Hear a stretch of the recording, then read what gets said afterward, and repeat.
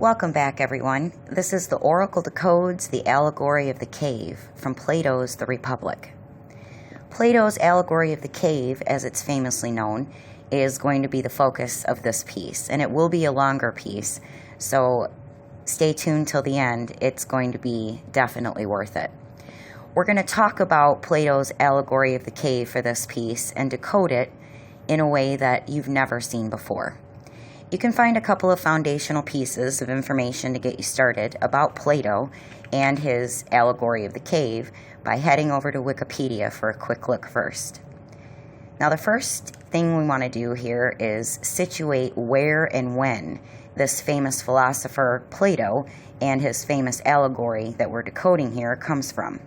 So where we're looking at is ancient Greece, and Plato specifically was said to have lived somewhere between 425-ish, what we commonly call before the Common Era, and 345-ish, before the Common Era. And the Republic, we are told, was specifically written in what we commonly call 380 before the Common Era. So Wikipedia tells us that Plato is widely considered the pivotal figure in the history of ancient Greek and Western philosophy, along with his teacher Socrates and Plato's most famous student Aristotle. Those are the big three. Plato has often been cited as one of the founders of Western religion and spirituality. Plato was the innovator of the written dialogue and dialectic forms in philosophy. Plato was also considered the founder of Western political philosophy. His most famous contribution is the theory of forms, known by pure reason, in which Plato presents a solution to the problem of universals, known as Platonism or Platonic realism or Platonic idealism. So the problem of universals that Plato's theory of forms is put forth to solve concludes with Plato's logic that certain universals, like, we'll just use this for an example, the color red, although redness can be observed in real material objects in a variety of them, right? Also in a variety of shades of red. And that beyond the material realm, the idea or the essence of the color red exists as a constant, right? No matter how many different varieties or shades of red we see in the material realm. Now, the big three essences, or forms, as Plato calls them, that he spent most of his time dialoguing about was the good, the true, and the beautiful. And the king of the mountain, so to speak, as Plato writes about, as we'll see for ourselves here in this decoding of the Allegory of the Cave, is the good. So we'll get back to this in just a few minutes. It'll tie in here. Now, something else to know here is that there's a whole lot out here, obviously, that you can get into a whole lot deeper about philosophy as a whole and as it specifically relates to Plato and what comes from this. But somehow in all of it, I noticed that there are some huge things about this that I've not heard anyone mention at all. And those are the things that I want to focus on here while we look at specifically the Allegory of the Cave. The first thing that we're going to do differently than most who talk about the Allegory of the Cave, they seem to never do this, we're going to actually read the story in its original form. Well, in this case, it's obviously translated from the ancient Greek language that it was written in by Plato, and since I obviously speak English, English is the translated form of the story that I'm going to read. And it's not all that long, but I am going to give my decoding breakdown and commentary in between, so this is going to end up being a more detailed and longer piece. I think you're going to see why this is so important to do it this way in just a few minutes, to actually read the actual story as we decode it. So hang with it. All right, just a couple of things to note before we get going here. It's known as Plato's Allegory of the Cave, but it's actually Plato writing down the dialogue between his very famous teacher Socrates and Socrates' older brother Glaucon.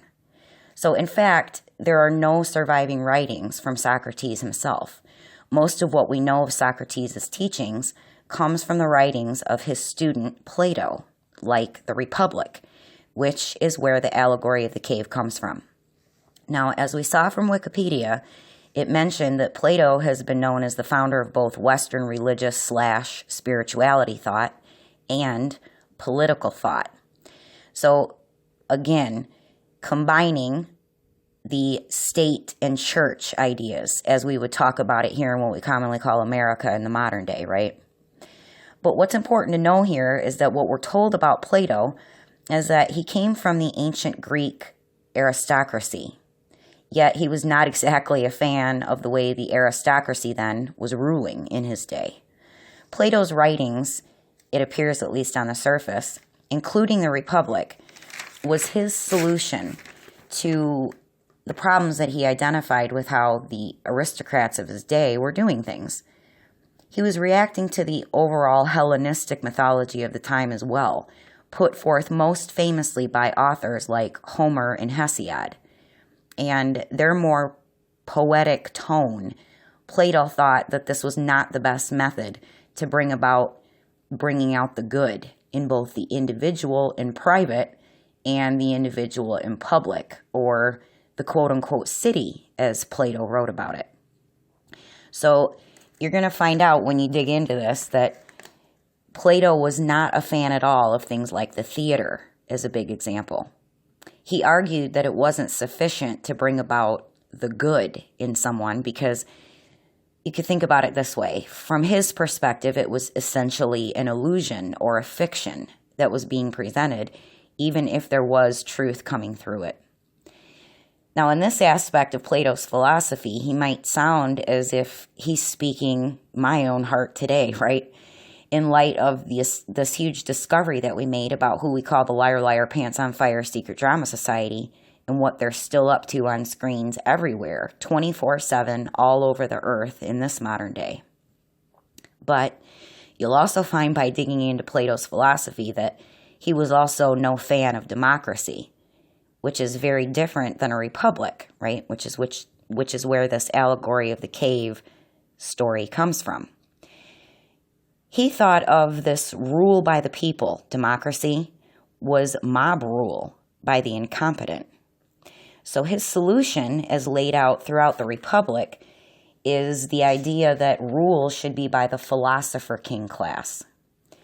Plato's ideas for individual and political betterment was not through strength or might, not by material wealth or who has the most money, and not by putting forth fictional mythologies that could go oh so wrong morally, as they were finding out, but through wisdom, through pure reason. Things cultivated through proper instruction and education, each according to one's own individual aptitudes, in one of three major classes or castes in Plato's system, with the workers at the bottom and the philosopher king class at the top. Now, what I find the most fascinating about all this is that Plato lays out his argument earlier on in the Republic for the philosopher king class to establish and maintain their ruling power with what is called the noble lie. The noble lie is ironically much more noble of a lie to hold society together, in Plato's opinion, as he's writing, than the other not-so-noble Liar Liar Pants on Fire Secret Drama Society cult members ruling ancient Greece at the time, or at least there in Athens in Plato's day. I'm sure we're going to be getting into this idea of the noble lie much deeper in future pieces as well, because as you will continue to see and connect the dots, this noble lie idea has been going on now for perhaps thousands of years, where Plato is first writing about it in the Republic as well, but the most famous allegory of the cave appears near the end of Plato's The Republic, and that's what we're going to read through and decode while we're doing it. So you can find the translation that we're going to look at from the website you can see on the screen now, commonlit.org, so you can take a look at it for yourself. Now, as we get started, remember that I said earlier that even though it's credited as being Plato's allegory of the cave, it's actually Plato here recounting a dialogue in the Republic between his teacher Socrates and Socrates' older brother Glaucon. It's Socrates that opens the dialogue and says, quote, "And now, let me show you in a figure how far our nature is enlightened or unenlightened. Behold, human beings living in an underground den, which has a mouth open towards the light and reaching all along the den. Here they have been from their childhood and have their legs and necks chained so they cannot move and can only see before them, being prevented by the chains from turning round their heads.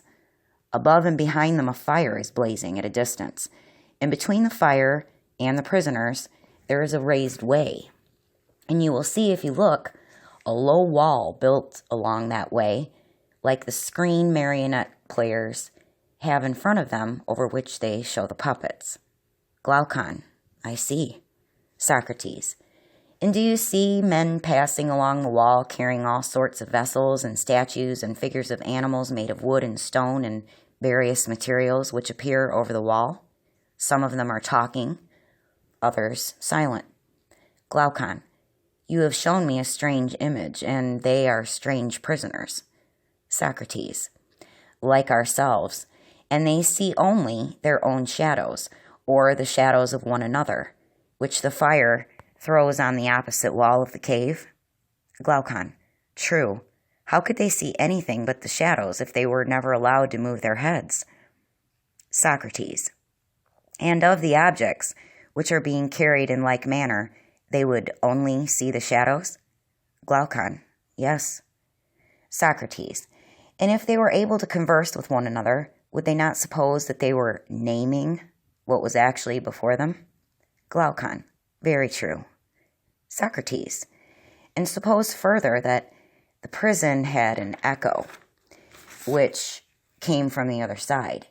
Would they not be sure to fancy, when one of the passersby spoke, that the voice which they heard came from the passing shadow?"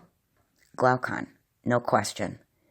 Socrates: "To them the truth would be literally nothing but the shadows of the images." Glaucon: "That is certain." Socrates: "And now look again and see what will naturally follow if the prisoners are released and disabused of their error. At first, when any of them is liberated and compelled suddenly to stand up and turn his neck round and walk and look towards the light, he will suffer sharp pains. The glare will distress him. He will be unable to see the realities of which in his former state he had seen the shadows, and then conceive someone saying to him that what he saw before was an illusion, but that now, when he is approaching nearer to being, and his eye turned towards more real existence, he has clearer vision. What will be his reply? And you may further imagine that his instructor is pointing to the objects as they pass and requiring him to name them. Will he not be perplexed? Will he not fancy that the shadows which he formerly saw are truer than the objects which are now shown to him? Glaucon: "Far truer." Socrates: "And if he is compelled to look straight at the light, will he not have a pain in his eyes which will make him turn away to take in the objects of vision which he can see, and which he will conceive to be in a reality clearer than the things which are now being shown to him?" Glaucon: "True." Socrates: "And suppose once more that he is reluctantly dragged up a steep and rugged ascent, and held fast until he's forced into the presence of the sun himself. Is he not likely to be pained and irritated? When he approaches the light, his eyes will be dazzled, and he will not be able to see anything at all of what are now called realities." Glaucon: "Not all in a moment." So before we continue on, let's take a look here of what we've read so far in this dialogue. It's pretty straightforward, and we may relate to some of the same experiences in each of our own quote-unquote awakening experiences, as many have called it, right? Well, we were all born into this cave with the flickering, flashing image, or images, I should say, on the screens in front of us. And this was been since we were born, where we were taught that what's on the screens, that is the realist of our reality. and it's shown to us larger than life, better than in real life anyway. And the awakening experience starts calling us out of that cave and into seeing reality as it is. Perplexing, confusing, and so scary at first, with what appears nothing left to stand on when coming out of the dark deceptions inside of the cave and coming into the light of the truth. Something I'm sure you can probably relate to when it first happened to you, right? And I'm sure you can think of many, many modern-day stories in which this same allegory of the cave has been copied. The biggest example that comes to my mind, and that we've already been talking about in some previous decodings, is the very famous movie trilogy, The Matrix. And, of course, the fourth part of that is coming out on the winter solstice this year. All right, so as we go on in Plato's allegory of the cave, this is where things become much more interesting, as our cave dweller has awakened and has now been drug up to that, quote, higher place, with which he can take in a different view from what he's ever seen before. In other words, a completely new reality for him altogether, one that he never even imagined was even there. And it's starting with this next part of the story that we also begin to really get clued in to what this allegory is really about. And you're about to see what no other scholar or philosophy teacher likely even knows either. Or if they do, they certainly haven't told the rest of us about it.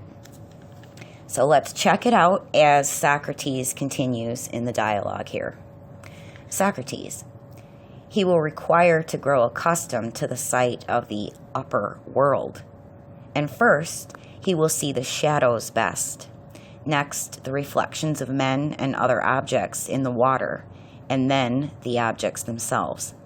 Then he will gaze upon the light of the moon, and the stars, and the spangled heaven, and he will see the sky and the stars by night better than the sun or the light of the sun by day. Glaucon: certainly. Now, in just this small section, we get our first real clues about what this allegory is really about. And if you've watched any of our other decodings we've already done, you easily recognize that this is all sky story imagery. This allegory is about what we've discovered and have been calling the real oracle or the real all-seeing eye in the sky. And this is once again the masterpiece of the puzzle that most who have been seeking to complete it have been missing. And now you can see it.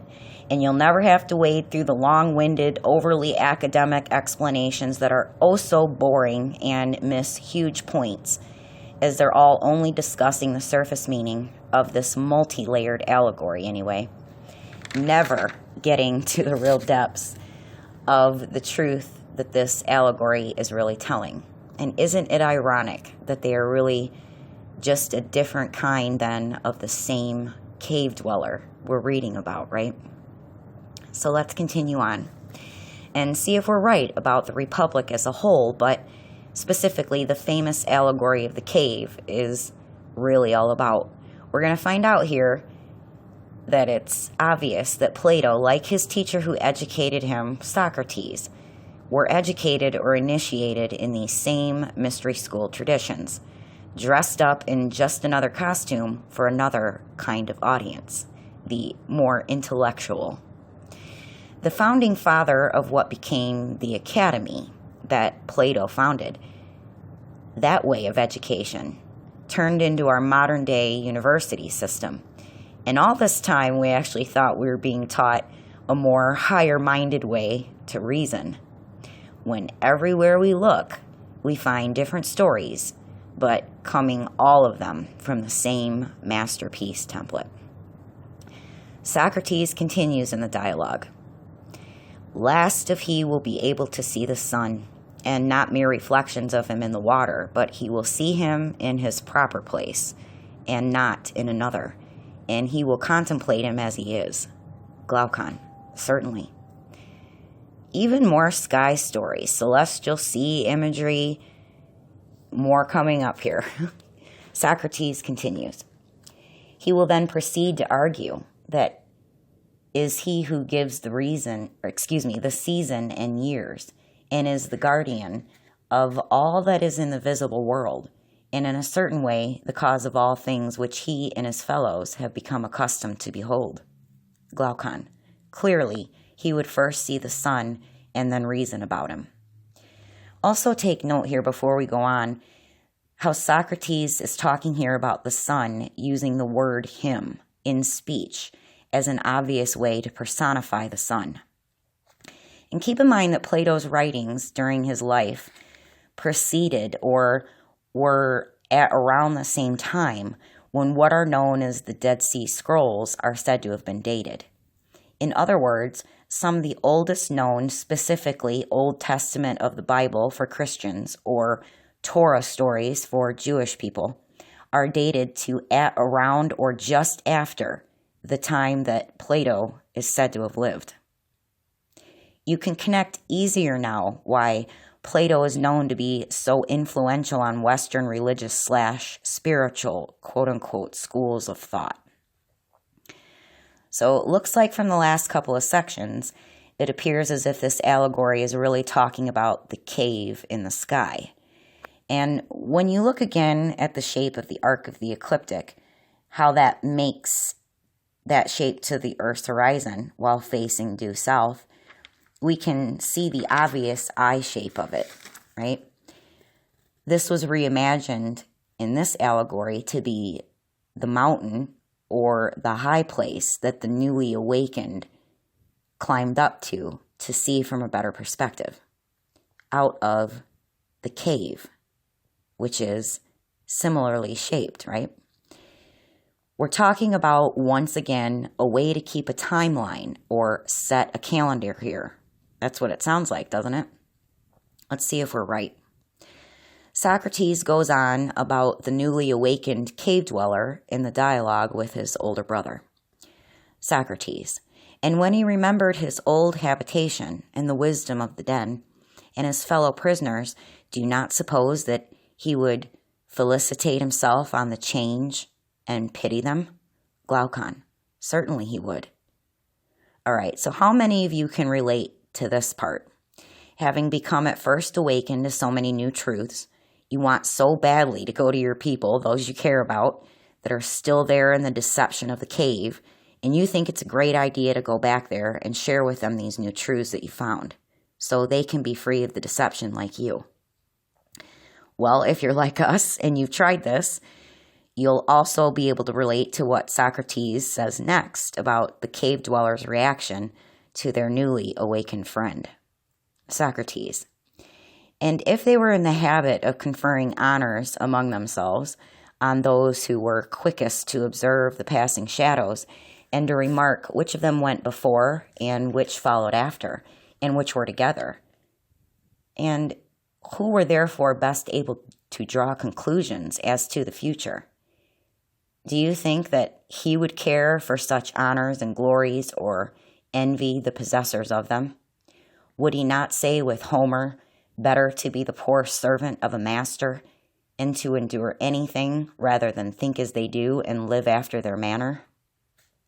Glaucon, yes, I think he would rather suffer anything than entertain these false notions and live in this miserable manner.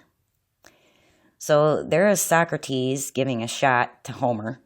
This school of philosophy was reacting, remember, against, as we talked about at the beginning, this poetic and theatric tone that the Hellenistic culture, that was what was going on with the ruling aristocracy.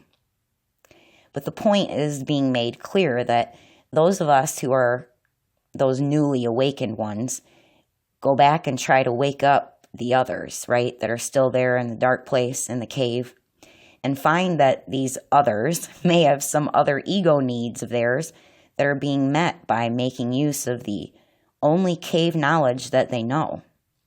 And they don't like you much at all for trying to take that away from them, right? Socrates goes on, imagine once more such a one coming suddenly out of the sun to be replaced in his old situation. Would he not be certain to have his eyes full of darkness? Glaucon, To be sure, Socrates. And if there were a contest, and he had to complete in measuring the shadows with the prisoners, who had never moved out of the den, while his sight was still weak, and before his eyes had become steady, and the time which would be needed to acquire this new habit of sight might be very considerable, would he not be ridiculous? Men would say of him that up he went and down he came without his eyes, and that it was better not to ever think of ascending. And if anyone tried to loose another and lead him up to the light, let them only catch the offender, and they would put him to death. Glaucon, no question. And there it is. As Socrates was so perfectly explaining, this is exactly why after having been awakened, and you try to tell your people about it, they'll just think you've gone crazy. And you might even scare some of them with the truth that they might try to even hurt you for just telling them the truth. Socrates goes on, "This entire allegory you may now append, dear Glaucon, to the previous argument." And the previous argument that he was giving is known as the divided line argument. He goes on, "The prison house is the world of sight. The light of fire is the sun, and you will not misapprehend me if you interpret the journey upwards to be the ascent of the soul into the intellectual world. According to my poor belief, which at your desire I have expressed, whether rightly or wrongly, God knows. But whether true or false, my opinion is that in the world of knowledge, the idea of good appears last of all, and is seen only with an effort, and when seen, is also inferred to be the universal author of all things beautiful and right, parent of light, and of the Lord of light in this visible world, and the immediate source of reason and truth in the intellectual.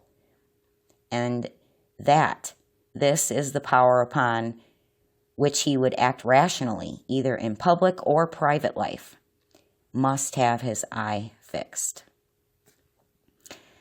Again, notice all this sky story imagery that's been presented, and how Socrates has made a strong argument for the good giving rise to the beautiful and the true. Also meaning the good comes last in order along the journey. Quite the paradoxical explanation, right? Also notice how some very similar imagery shows up just a little while later in written form that became some similar sounding stories in the Jewish and then Christian religions. Now, this is also where the commonlit.org website ends the allegory of the cave. And it's also where most who talk about their analysis of this allegory ended as well. But we're going to have to go to another website, and you can find that on the screen now. It's john-ubersax.com, and find out that there's more to this allegory that's written that should not be ignored, but I think is often less talked about because it gets more to the point of why Plato was writing the Republic in the first place. And it's really about who, with the knowledge of the sky story or the timeline calendar, should be rulers. And we're not talking about just overall philosophy here. When we get into this next section, you're going to see that it's really all about the politics and the education that is suggested to make good rulers. But it's just that no one lets you know that what they're telling you here about this type of education is only for those inside the knowing club. It's not meant for common people like you and I. Glaucon responds to Socrates in this dialogue and says, "I agree as far as I'm able to understand you." Socrates, moreover, you must not wonder that those who attain to this beatific vision are unwilling to descend to human affairs, for their souls are ever hastening into the upper world where they desire to dwell, which desire to dwell which desire of theirs is very natural, if our allegory may be trusted? Glaucon. Yes, very natural. Socrates.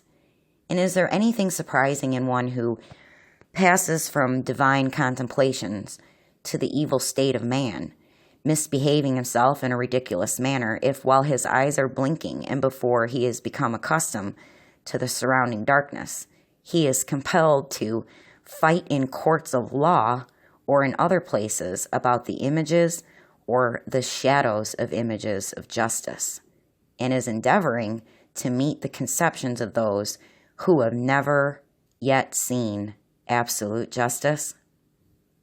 Glaucon. Anything but surprising. Now, isn't that interesting? Socrates is saying that it's a ridiculous thing to be in a court of law arguing about things that are only images or shadows of images of justice. Socrates.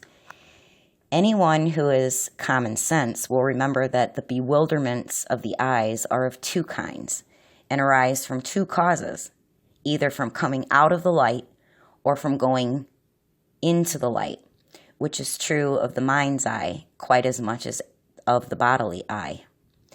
And he who remembers this, when he sees anyone whose vision is perplexed and weak, will not be too ready to laugh. He will first ask whether that soul of man has come out of the brighter light and is unable to see because unaccustomed to the dark, or, having turned from the darkness to the day, is dazzled by excess of light. And he will count the one happy in his condition and the state of being, and he will pity the other.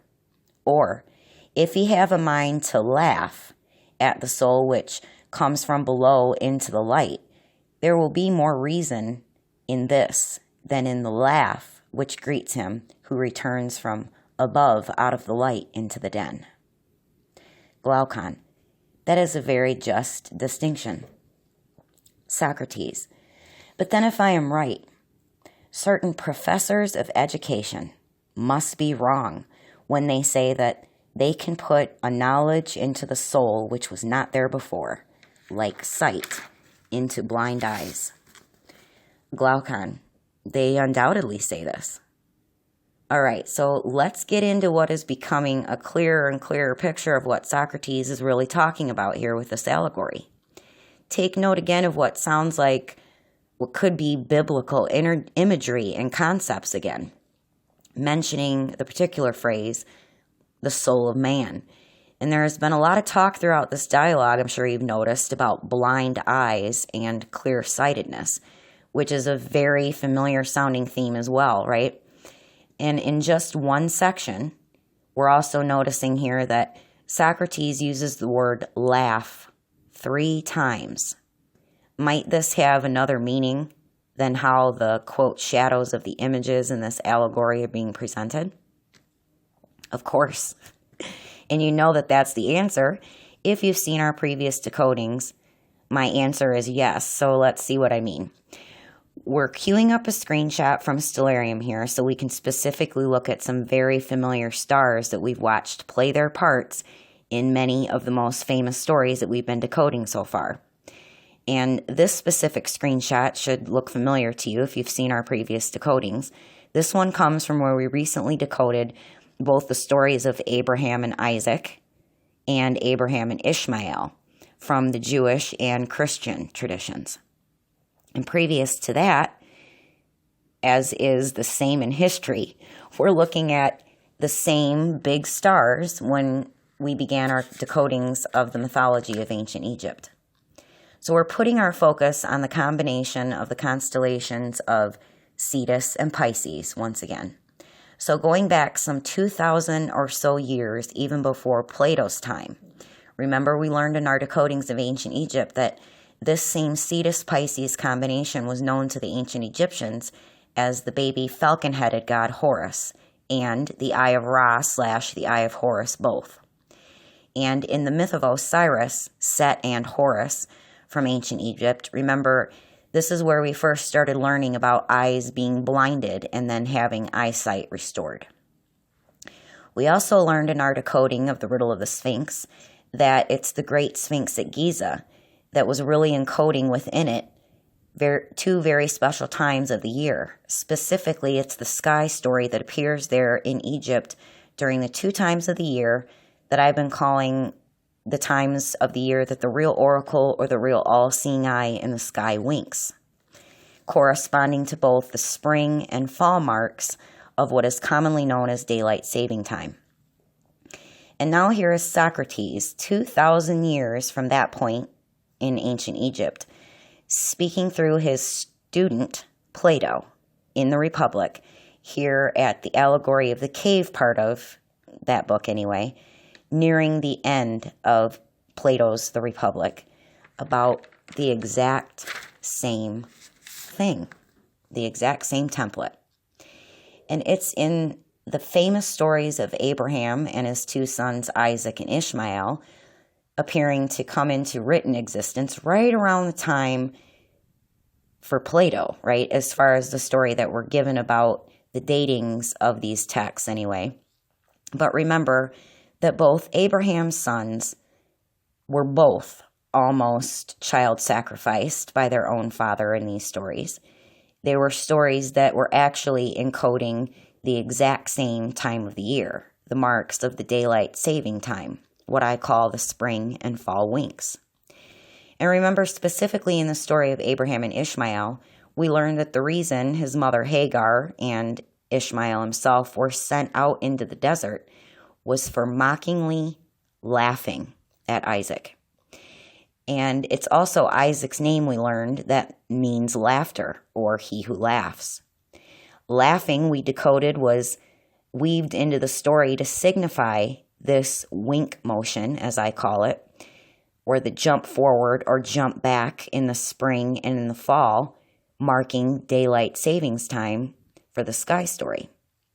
And it's in the story of Abraham, Isaac, and Ishmael, where this was reimagined by those storytellers, this motion that I call the wink, they interpreted as laughter. And again, it's the combination of Cetus and Pisces that are being talked about in this specific location in the sky during these 2 specific times of the year. Cetus and Pisces, that big baby in the sky, going all the way back to ancient Egypt, is also, as we learned, encoding for both of Abraham's sons, Isaac and Ishmael, in the Jewish and Christian stories. But Socrates mentions laughter in the small section we just read 3 times. And it's my guess that it was this dialogue, known as the Allegory of the Cave, that the writers of the story of Abraham, Isaac, and Ishmael got the specific idea of weaving laughter into their story to signify the same thing. Remember, it's also in the story of Abraham, Isaac, and Ishmael that we also learn that Ishmael's name, commanded to be given him by an angel. Remember, Ishmael's name means he who hearkens or hears. So in this one combination of constellations of Cetus and Pisces, we not only see how many reinterpretations of eyes have come out in these stories, but also here we see it again. We have it referencing hearing as well, specifically when voices are speaking, as in dialogue. It's in the Abraham, Isaac, and Ishmael story too, like it is, as we read earlier in this Allegory of the Cave, when Socrates spoke of the cave dwellers hearing echoes in the cave.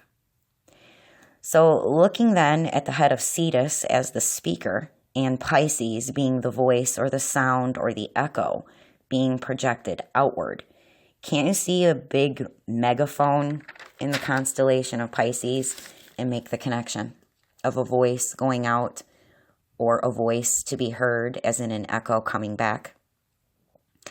But in Socrates' story here that Plato is writing down in the Republic, he reimagined this same Cetus-Pisces combination also as the cave dwellers who cannot turn their heads. They can only look ahead of them. And that's the Cetus part with Pisces as the chains and the echoes coming back to them from inside the cave.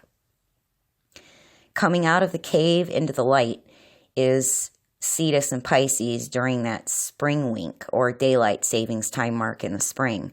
During the same time of year, the sun returns closer to the northern hemisphere again, all in reference in these stories, like as in the allegory of the cave here, how blind eyes are restored to clear-sightedness. And in this allegory, they have to return back, these cave dwellers, right, to the darkness of the cave again, encoding the sky story during the opposite time of year, the mark of the daylight savings time in the fall. The fall wink when the combination, child of Cetus Pisces, is quote-unquote sacrificed below the western horizon of the earth, or is in the underworld cave, according to the Socrates allegory here. Are you starting to see it? And all the images and the shadows of images that Socrates said was basically foolish to argue over in courts of law, seeking justice where no real justice is to be found. Well, it's obvious now he was talking about all these sky story constellations as marionette puppets being projected on the screens, now small enough to fit in the palm of our own hands. The chains are different, but they're the same. And it's the same with the cave. And Socrates left off talking about the professors of education, right? To profess is to use your voice. And this is a dialogue that Plato is recording here, that we heard from his own professor, too, right? Sounds to me like Socrates was talking about a much deeper education than what has been taught about in our modern-day education system. But they still all, no matter how it looks or how it sounds, have been teaching from the exact same template, hidden in plain sight. Let's see what else Socrates has to profess through his student Plato. Socrates goes on, whereas our argument shows that the power and capacity of learning exists in the soul already, and that just as the eye was unable to turn from darkness to light without the whole body, so too the instrument of knowledge can only be by the movement of the whole soul, be turned from the world of becoming into that of being, and learn by degrees to endure the sight of being and of the brightest and best of being. In other words, of the good. Glaucon, very true. Socrates, and must there not be some art which will effect conversion in the easiest and quickest manner, not implanting the faculty of sight, for that exists already, but has been turned in the wrong direction and is looking away from the truth?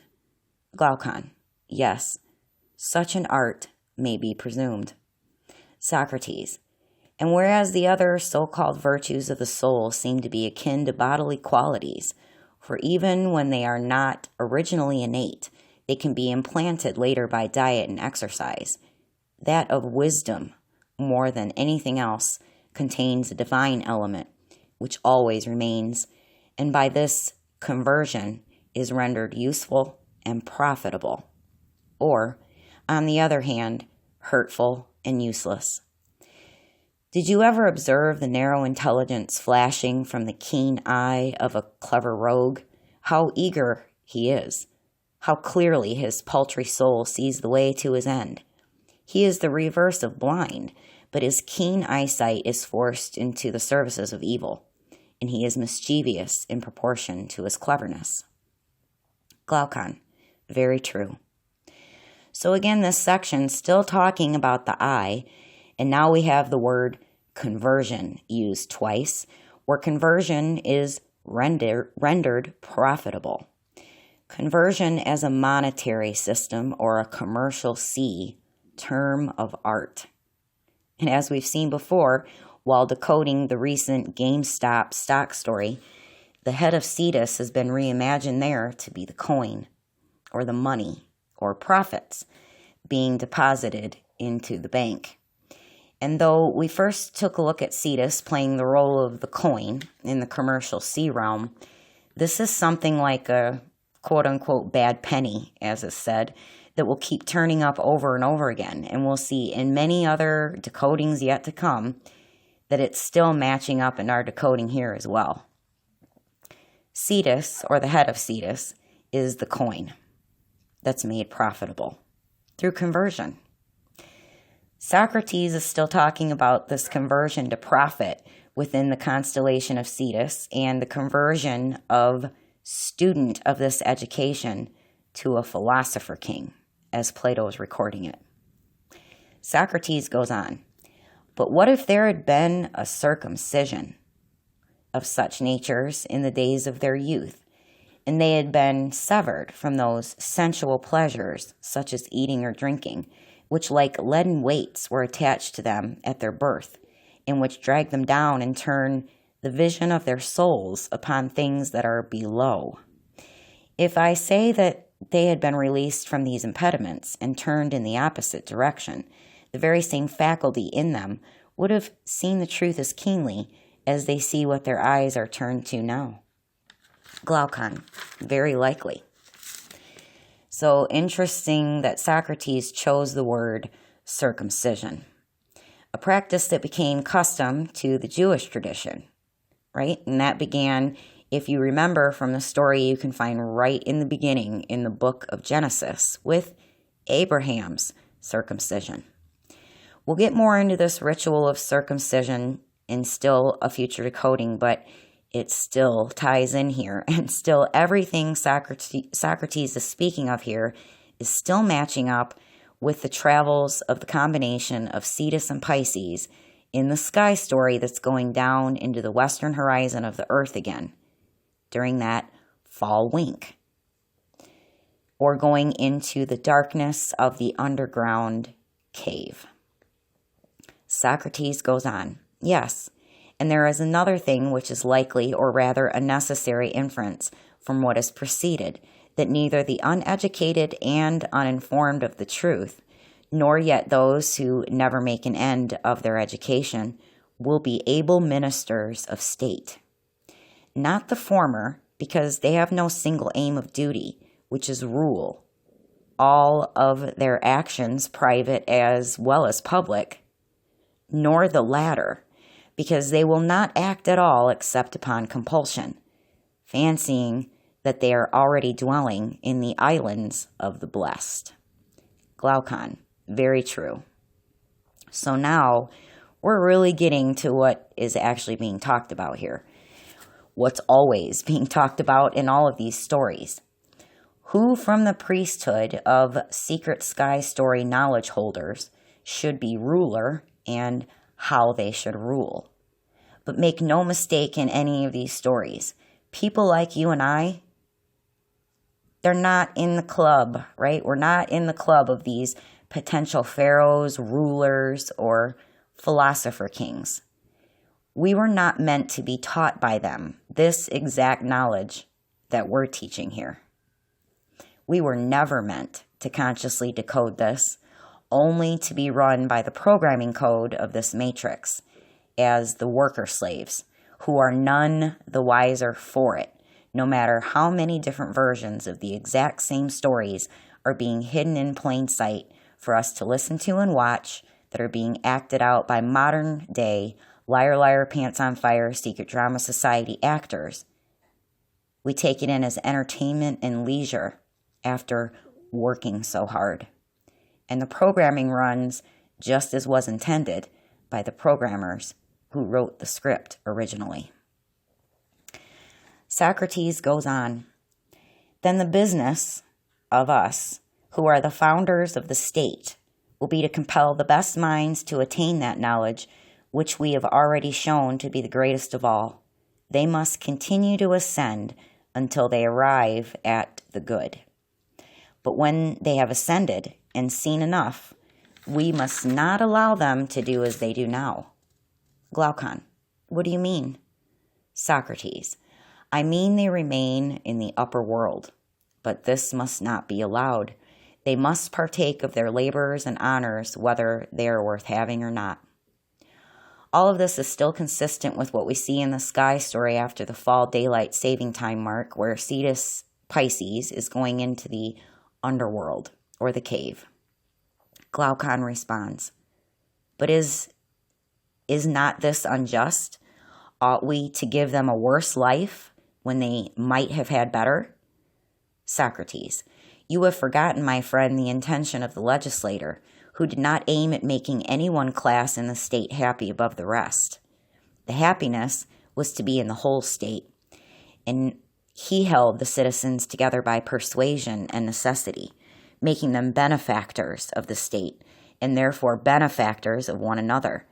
And to this end he created them, not to please themselves, but to be his instruments in binding up the state." This last section sounds a whole lot like the international plan that is being backed by several international organizations, one that has happytalism as the new ism for all of us, where we'll supposedly own nothing and be happy about it. Coming soon to every town all over the earth. Near you too is the plan. And again, Socrates chooses the word binding, bringing to mind again the story of Abraham and the binding of Isaac. Glaucon, true, I had forgotten. Socrates, observe, Glaucon, that there will be no injustice in compelling our philosophers to have a care and providence of others. We shall explain to them that in other states, men of their class are not obliged to share in the toils of politics, and this is reasonable, for they grow up at their own sweet will, and the government would rather not have them.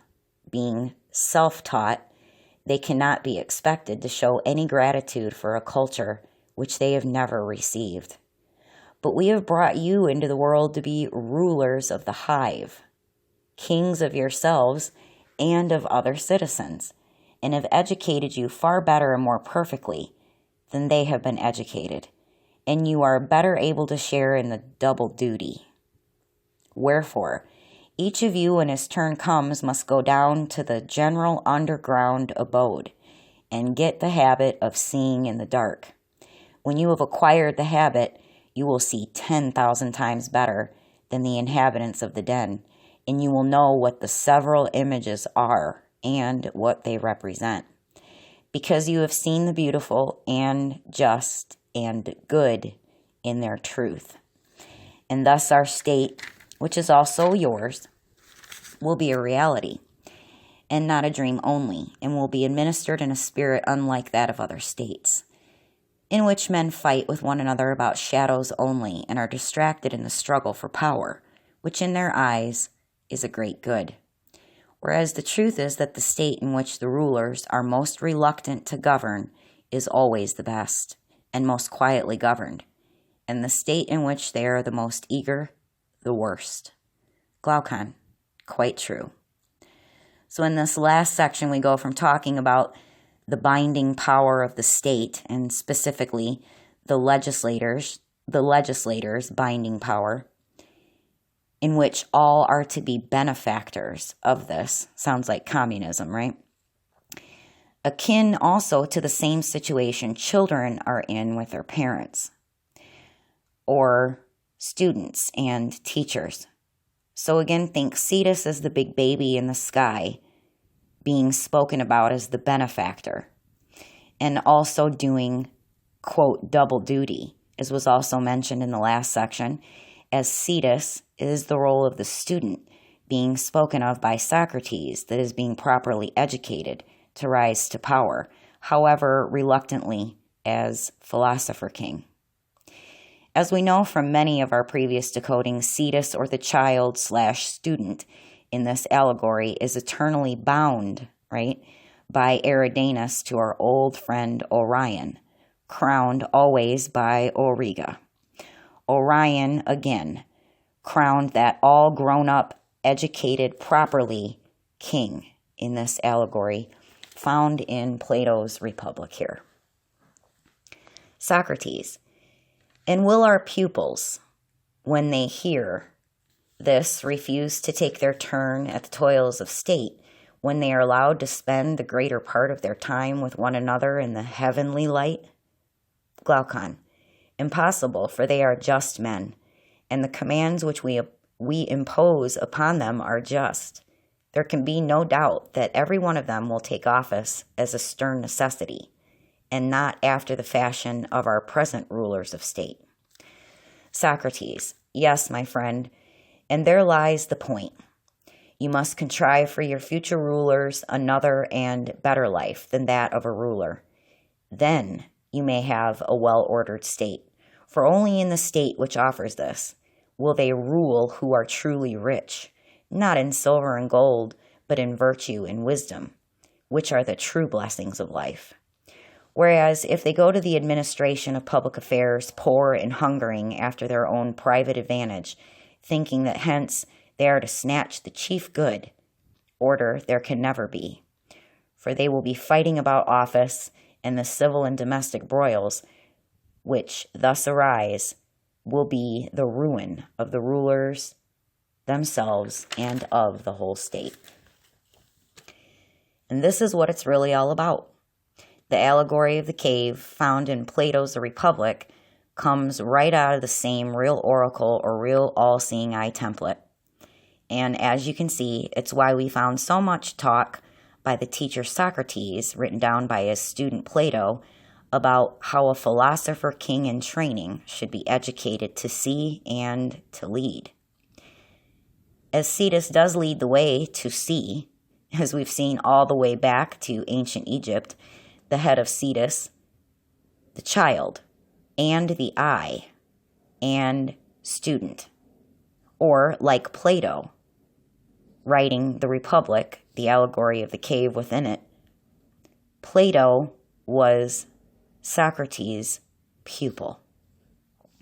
Now you know why the same word is used to describe both a student and that dark black part of each of our eyes. And why, after all of Plato's work, he eventually became known as the father of Western/religious and spiritual thought, as well as political thought as well. After having transformed himself, Plato did, in the sky story from Cetus to Orion, or from Socrates' pupil to the father of what can be thought of as veiled sky story education through dialogue we call philosophy. I know that was a whole lot. Thanks for being here all the way to the end. And what I hope was at least the beginning of a completely new way to see the allegory of the cave. And I think that's a good place to end this piece. So until we pick it back up in our next decoding, be well.